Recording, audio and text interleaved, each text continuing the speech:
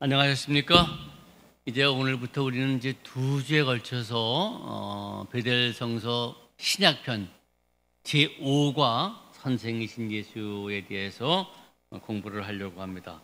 여러분들 가지고 계신 우리 교재 제5가 다 펼쳐놓으시고 이제 한번 공부를 하도록 하겠습니다. 오늘도 또 이 4과 공부했던 것처럼 이렇게 쭉 내용을 좀 읽으면서 설명을 드리는 걸로 하겠습니다. 제5과는 선생이신 예수라고 하는 제목입니다. 여러분들이 다 잘 아시는 내용입니다만은 톨스토이의 사람은 무엇으로 사는가라고 하는 단편이 있죠. 거기에 내용은 이렇습니다. 가난한 구두쟁이 세몬과 그의 아내 마트리오냐는 어느 추운 겨울날 얼어 죽게 된 청년 미하이라고 하는 사람을 집으로 데려와서 살려줍니다. 목숨을 거쳐줍니다. 그리고 이제 구두 일을 시키는데 이 그 미하일이라고 하는 청년은 열심히 이제 구두 기술을 배워서 함께 생활을 해요. 근데 이 미하일의 특징은 너무 침울해요. 말이 없어요. 열심히 일하다가도 한가할 때면은 천정만 바라봐요. 그게 이제 미하일의 특징이에요. 태도예요. 그가 이 세몬의 부부와 함께 사는 동안에 딱 세 번 싱긋이 웃었는데 나중에 알고 보니까 이 미하일이 천사였다는 거예요. 하늘에서 하나님의 말씀을 거역하여서 세상으로 쫓겨났고 세 가지 문제를 세상에 있는 세 가지의 문제를 알게 오면은 다시 천국으로 올라오게 된다라고 하는 것이었어요. 이 미하일이 세 번 싱긋이 웃었을 때가 바로 이 세 가지를 알게 되었을 때였다라고 하는 거죠. 그가 알게 된 세 가지가 뭡니까? 첫 번째로 사람 안에 있는 것이 뭔가예요. 사람 안에 있는 것. 미하일은 자기 목숨을 구해준 이 가난한 구두쟁이 세몬의 부부의 사랑을 통하여서 사람 안에 있는 것이 뭐냐? 사랑이구나라고 하는 것을 알게 됐어요. 사람 안에 있는 것은 사랑이다라고 하는 거죠. 두 번째 알아야 될 것이 뭐냐면요. 사람에게 허락되지 않은 것은 뭔가라고 하는 것이었어요. 이 미하일이 구두쟁이로 살면서 이 사실을 알게 됐습니다. 어떤 거냐면 날이 저물기 전에 죽을 몸이면서도 1년 동안 닳지 않는 구두를 주문한 사람을 통하여서 이제 곧 죽을 것임에도 불구하고 1년 동안 닳지 않은 구두를 주문한 사람을 통하여서 사람에게 없는 것, 사람에게 허락되지 않는 것은 제 몸에 필요한 것이 무엇인지를 아는 지식이 허락되지 않았다라고 하는 얘기예요. 정말로 필요한 것을 아는 지식이 사람에게는 없다라고 하는 사실을 알게 되죠.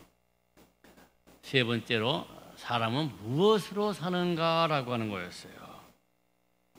미하일은 이 가난한 부부와 함께 살면서 이 사실을 알게 되는데 사람은 무엇으로 사느냐? 다름이 아니라 무엇을 걱정함으로 살아갈 수 있다라고 하는 것은 사람의 생각일 뿐 정말로 사람을 살게 하는 것은 사랑이라고 하는 것. 즉 사람은 사랑으로 살아가는 것을 알게 됩니다. 사람 안에 있는 것이 뭐냐고요? 사랑이에요. 사람은 무엇으로 사느냐고요? 사랑이에요.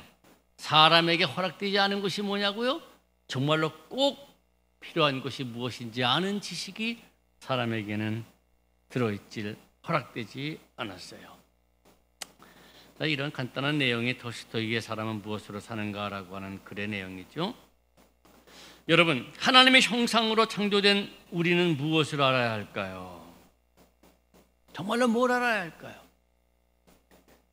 그리하여서 미하일이 다시 천국에 올라갔듯이 하나님의 백성으로서 온갖 풍요로운 삶을 누려야 할,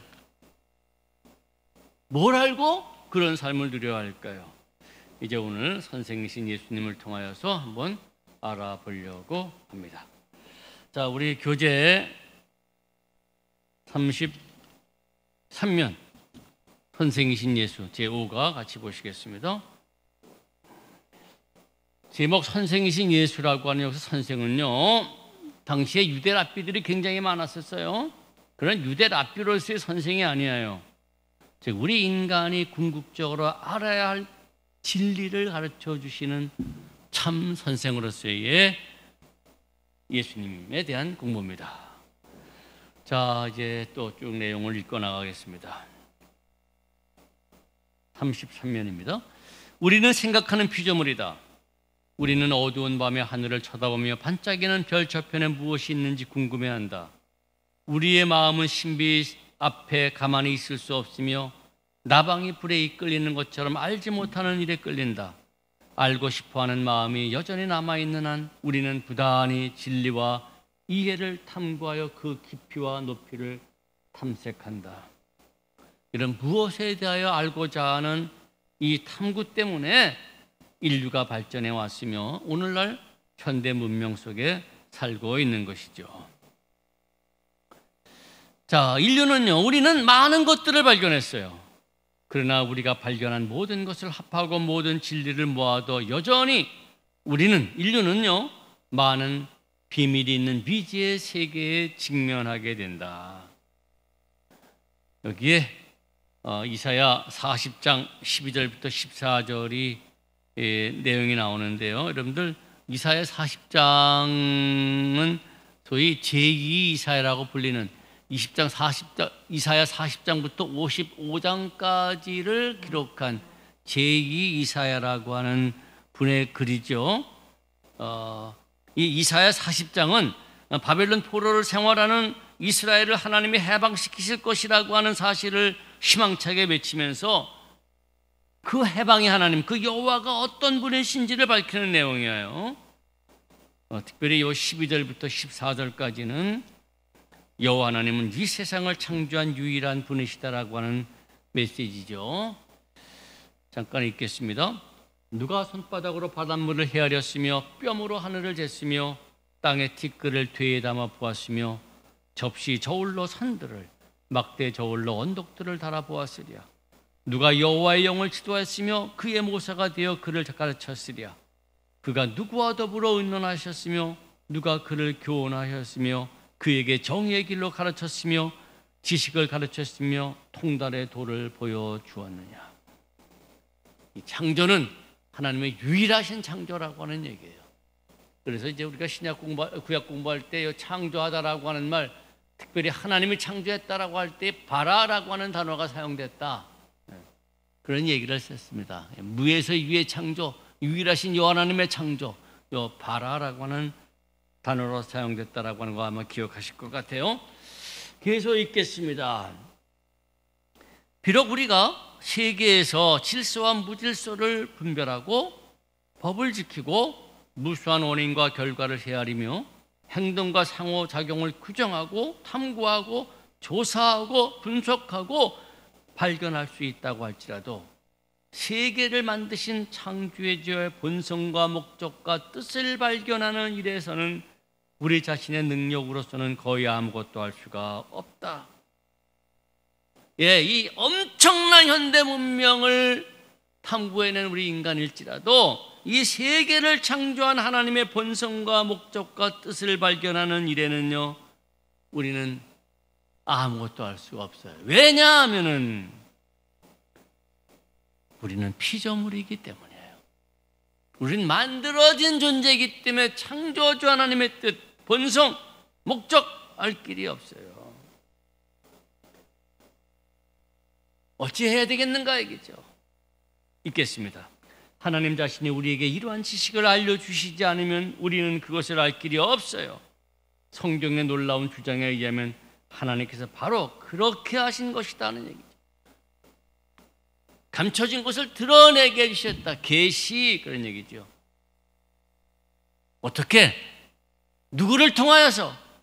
다름이 아니라 예수님을 통해서요. 그거 지금 이제 같이 공부를 하려고 해요. 자, 읽겠습니다.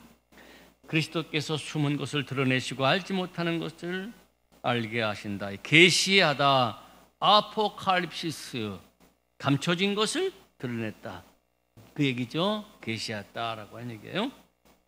있겠습니다. 성경의 주장에 의하면 우리가 예수님을 보았을 때 아버지를 보았다고 하죠. 요한복음 14장 8절부터 11절까지 내용이 뭡니까? 빌립이 아버지를 보여달라고 할 때에, 하나님을 보여달라고 할 때 예수님이 야, 이렇게 오래 있으면서 아직도 아버지를 보여달라고 하느냐? 나를 본 사람이 아버지를 보았어 라고 얘기를 하죠. 예수님을 보았을 때 하나님을 보았다라고 하신 거예요. 그래서 읽겠습니다. 하나님께서는 예수님을 통하여 우리에게 말씀하십니다. 히브리서 1장 1절부터 2절, 옛적에는 선지자를 통하여 여러 모양으로 말씀하셨으나 마지막 날에는 아들을 통하여 우리에게 말씀하셨다라고 하는 말씀이에요. 우리는 구세주의 말씀을 들을 때 영원하신 하나님 자신의 마음과 생각을 직접 대하게 된다.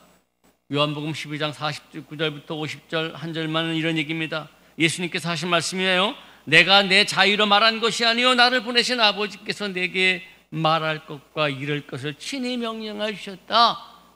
즉 당신의 말은요 하나님의 말씀이다 라고 하는 그런 이야기예요. 따라서 구세주의 말씀에는 진실함과 권위가 있는 것이 당연하다. 그래서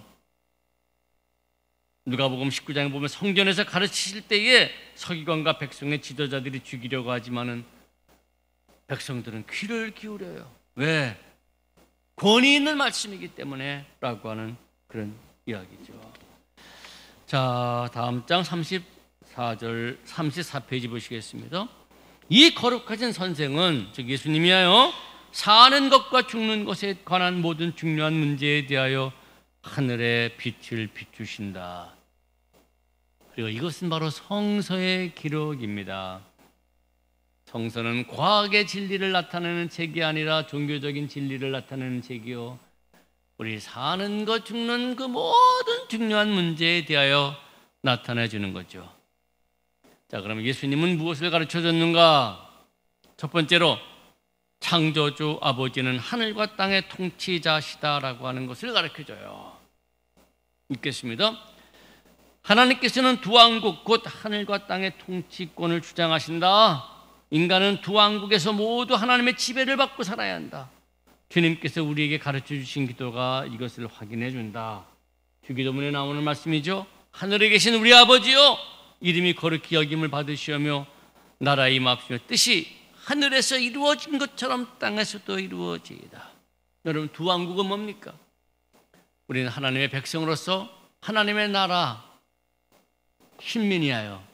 또 하나 하나님께서 이 땅에 보내셨기에 이 땅에 살아가는 사람이에요. 그러나 우리는 하늘 백성으로서나 이 땅에 살아가는 사람으로서나 전부 다 하나님의 통치권 아래에 있는 거예요. 그래서 우리는 하늘에 계신 우리 아버지여라고 부르고 뜻이 하늘에서 이루어진 것처럼 땅에서도 이루어지기를 기도하게 되는 거죠. 계속 읽겠습니다. 그러므로 우리는 먼 앞날에 올 어떤 가려진 그 순간까지 그날이 언제일까요?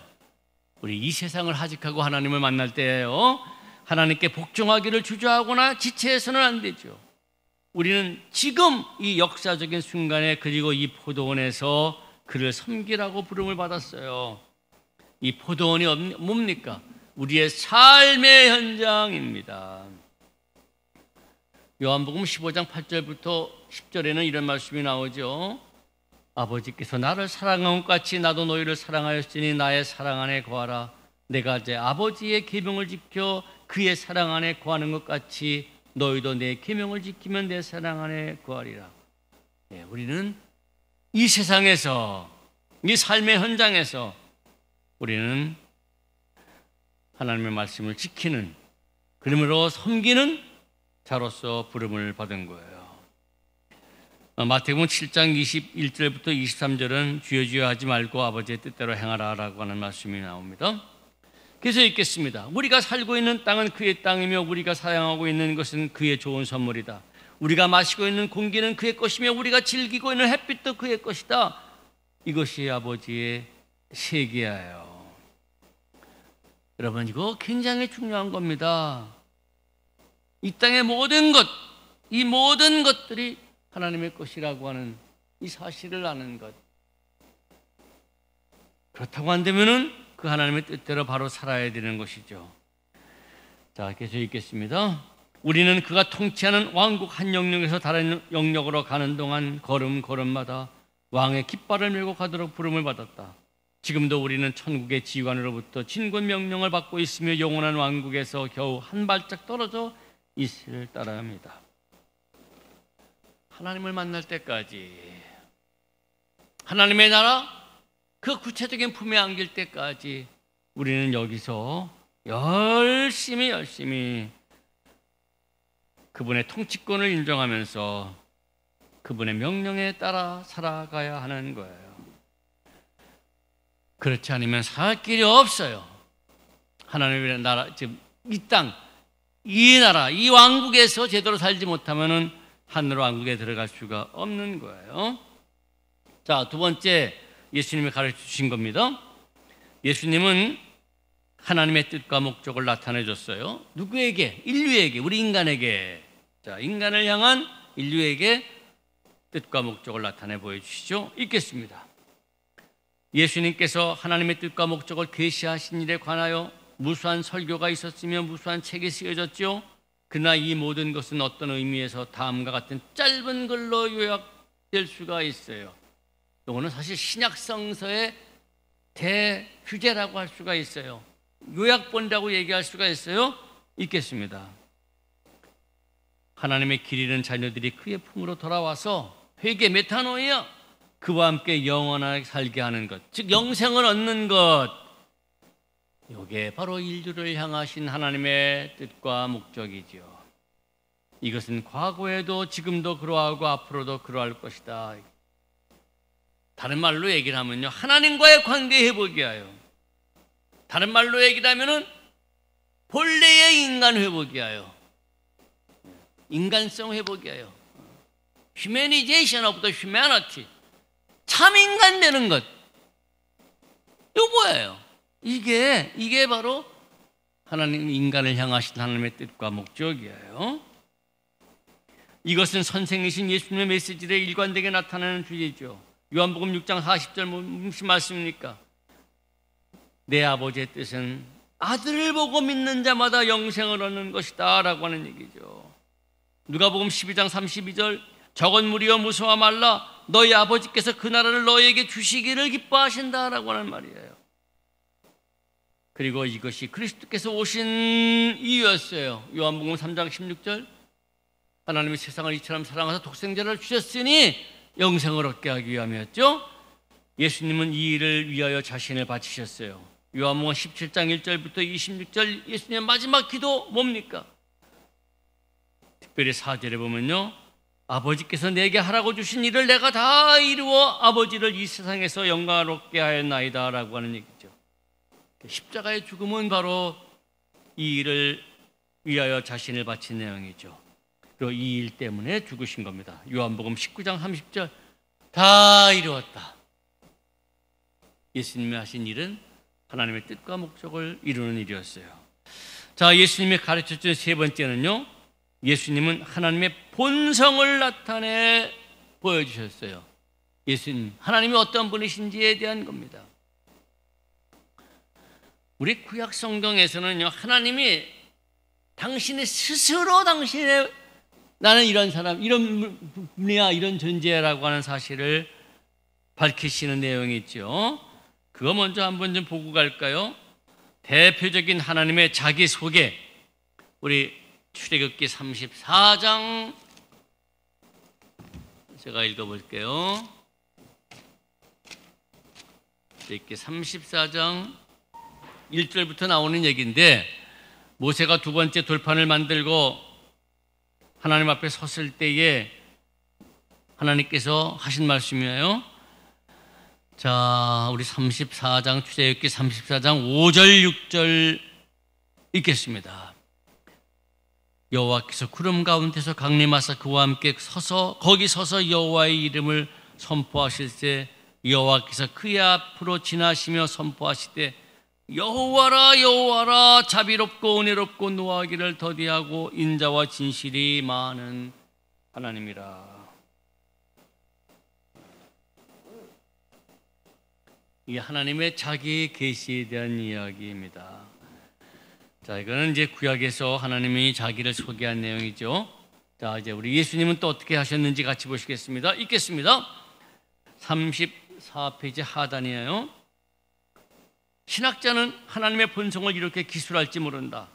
곧 하나님은 영원하시고 계시지 않는 것이 없고 모든 것을 아시고 모든 것을 하실 수 있는 능력이 있고 거룩하시고 사랑이시며 삼위일체시다.